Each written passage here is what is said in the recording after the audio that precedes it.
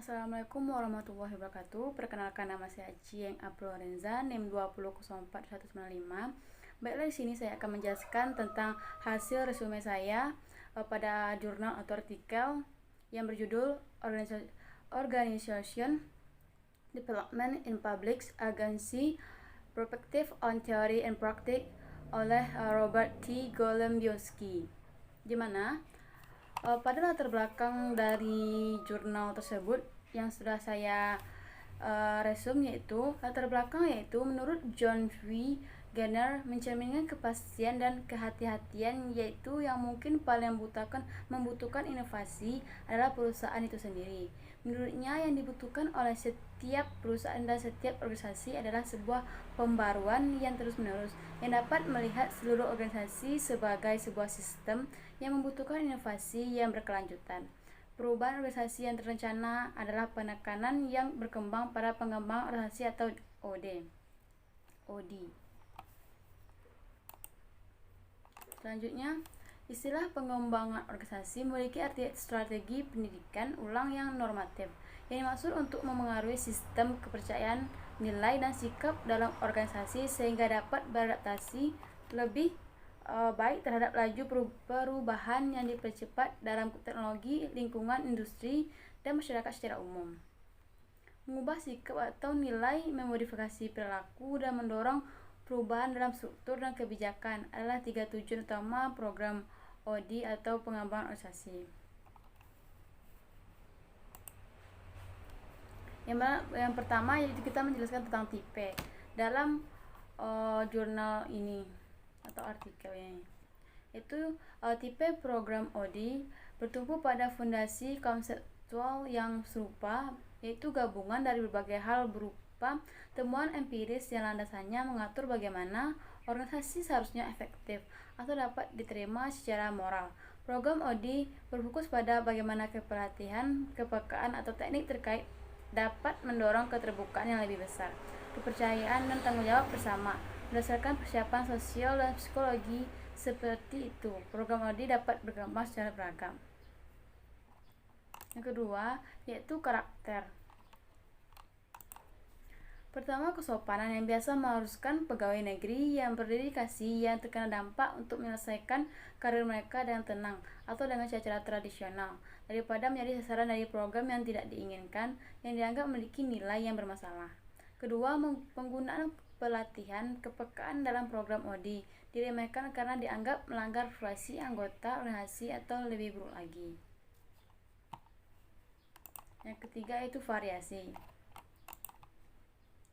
Dibandingkan dengan organisasi bisnis, arena publik melibatkan lebih banyak individu dan kelompok dengan berbagai macam kepentingan, struktur imbalan, dan nilai yang berbeda, dan seringkali sangat rumit. Semua program OD harus menekankan pada pengembangan antarmuka yang layak, yaitu hubungan antara individu atau kelompok yang memiliki nilai dan kepentingan yang berbeda. Masalah ini sangat banyak dijumpai di lembaga-lembaga publik yang melaksanakan program OD, dan hanya sedikit mendapat perhatian implisit baik dalam maupun konsep maupun praktek. Selanjutnya, kita akan menjelaskan tentang keterkaitan, yaitu di dalamnya biasanya manajemen dipisahkan dari tenaga kerja hanya pada tingkat yang sangat jauh di bawah hierarki. Pada atau di dekat tingkat penyelia ilmu pertama, lebih dari itu, identifikasi umum dari semua tingkat manajemen seringkali ditekankan. Hierarki memiliki efeknya di lembaga-lembaga publik dan juga bisnis, tetapi garis komando tampaknya kurang integral di lembaga-lembaga publik. Dengan demikian, sebuah keluarga identifikasi yang unik sebagai alternatif dari hierarki ada di tingkat rendah dan tinggi di lembaga-lembaga publik, dengan motivasi yang jelas untuk memaksimalkan kemungkinan bahwa kejahatan tidak akan terjadi atau setidaknya tidak terjadi. Yang kelima, yaitu kebiasaan legal. Pada dasarnya, atasan di lembaga publik lebih kompleks daripada di kebanyakan bisnis. Memulai program OD di tingkat kepemimpinan politik dapat memaksimalkan dukungan eksekutif formal, tetapi juga dapat menimbulkan masalah yang kompleks. Dukungan terhadap program OD menjadi masalah karena seringnya terjadi pergantian personil di tingkat tersebut, karena kemungkinan adanya resistensi yang sudah mengakar kuat dari pegawai tetap karena para legislator mungkin khawatir bahwa penguatan rantai komando eksekutif hanya akan berarti lebih sedikitnya titik-titik akses dan sumber-sumber informasi, dan karena asosiasi pegawai mungkin menolak arahan eksekutif. Selanjutnya yang keenam yaitu pola delegasi. Publik cenderung menyukai pola-pola delegasi yang memaksimalkan sumber informasi mereka dan minimalkan kontrol yang dilakukan oleh sumber ordinat. Secara khusus tujuannya adalah agar keputusan-keputusan dibawa ke tingkat mereka untuk ditindaklanjuti atau ditinjau kembali. Konsekuensi konkret yang paling umum dari kecenderungan ini adalah spesialisasi fungsional dan rentang kendali yang sempit, yang salah satu konsekuensi utamanya adalah banyaknya tingkat tinjau yang berulang-ulang. Pada pejabat politik dengan masa jabatan yang pendek seringkali tidak dapat mengandalkan hubungan kepercayaan yang mapan dengan personel di tingkat yang lebih rendah, dan mereka juga tidak memiliki kontrol yang besar terhadap imbalan dan hukuman karir seperti yang biasa terjadi dalam organisasi bisnis atau militer. Pola hukum membuat pendekatan terhadap tujuan OD menjadi jauh lebih sulit di lembaga-lembaga publik daripada di organisasi bisnis. Poin ini berlaku dalam dua pengertian utama. Oleh karena itu, pola-pola pendelegasian pendelegasian administratif seringkali dirinci dengan sangat rinci dalam undang-undang yang pada dasarnya untuk memudahkan pengawasan oleh pembuat undang-undang. Kebiasaan hukum ini mempersulit pendekatan terhadap nilai-nilai OD.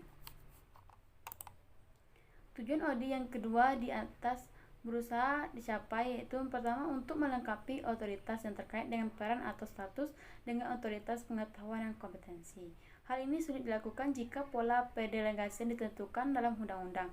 Hal yang sama juga berlaku untuk kekakuan yang disebabkan oleh klasifikasi tugas yang umum terjadi di lembaga-lembaga publik di Amerika Serikat, terutama untuk konsep-konsep pemberian wewenang dan perorganisasian pekerjaan yang mendasari klasifikasi tugas tersebut. Yang ketujuh yaitu kebutuhan keamanan. Kebutuhan akan keamanan atau bahkan kerahasiaan di lembaga-lembaga publik dibandingkan dengan organisasi bisnis cenderung cukup kuat untuk menghadirkan hambatan dalam mencapai tujuan OD. Badan-badan militer dan pertahanan muncul pertama kali dalam pikiran, namun mereka hampir tidak ada dalam daftar kebutuhan dan akan keamanan. Seperti yang digunakan di sini dapat menyangkut keamanan nasional, dapat disebabkan oleh kecemasan umum yang lahir dari kebutuhan untuk membuat keputusan yang signifikan, yang hasilnya tidak akan terlihat dalam waktu yang lama, atau dapat berasal dari kebutuhan yang dirasakan akan perlindungan dari kekuatan luar seperti penipu yang memiliki api di matanya.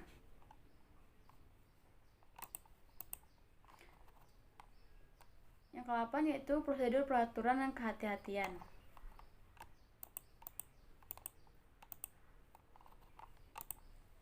Personel pemerintah lebih cenderung menekankan pada karakter aturan dan kehati-hatian prosedural. Mungkin lebih baik dikatakan bahkan jika personel lembaga yakin bahwa heuristik tertentu memberikan solusi yang cukup baik. Keyakinan ini mungkin bertentangan dengan kebutuhan lain, dan terutama kebutuhan Kongres untuk kontrol eksternal.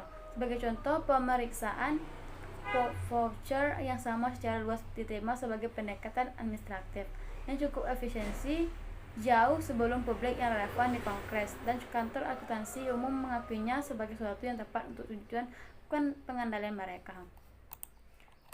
Yang ke-9 yaitu manajemen profesional.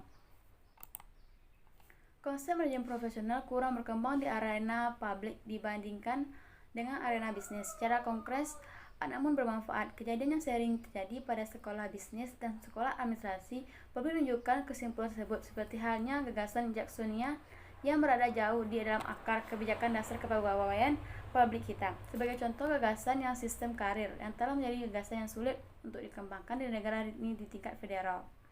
Tidak sedikit dari perbedaan tersebut berasal dari nilai yang kita tempatkan pada pelayanan terbuka atau pelayanan publik dengan pintu masuk tertual. Oleh karena itu, kecenderungan kebijakan personel publik lebih menekankan pada perekrutan untuk posisi tertentu daripada potensi jangka panjang. Kesimpulan dari artikel atau jurnal ini yaitu program-program pengembang organisasi atau organization development muncul dengan frekuensi yang semakin meningkat, baik di dunia bisnis maupun lembaga-lembaga publik. Selain itu, penerapan program ODI di lembaga pemerintahan menghadapi beberapa masalah unik, namun masalah-masalah unik ini cenderung tidak disadari atau kurang disadari oleh tim ODI. Ada beberapa implikasi turunan yang tampaknya sesuai. Pertama, pemburuan di sektor publik oleh ODI yang pada dasarnya terdiri dari psikologi dan sosiolog akan terus berkembang jika hanya karena seperti yang dikatakan oleh William F. Whiten dalam hubungan lain, pemburuan semacam itu diperlukan. Kedua, mahasiswa administrasi publik dapat memainkan peran yang berguna atau sebagian berbeda dengan program audit tersebut. Namun ketiga, mahasiswa administrasi publik cenderung memainkan peran seperti itu hanya jika sejumlah besar dari mereka mengembangkan kompetensi yang melengkapi minat khusus mereka di bidang administrasi publik. Pendekatan kompetensi untuk agen perubahan atau konsultasi organisasi.